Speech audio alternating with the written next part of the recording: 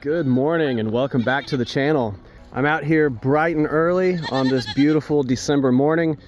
This is the first time we've had really a snowfall out here, and I wanted to check on the goats to make sure that one, they haven't fallen into the pond, and two, to make sure that the net was still working. And surprisingly, even with the snow, it was hitting about 7,500 volts. Now, I did go around and shake off all of the snow off the netting, and I also gave the animals some fresh straw in their bedding and some fresh water. So far so good. And we're gonna try some hay. This is the first time I fed them hay this year, so we'll see if they eat it.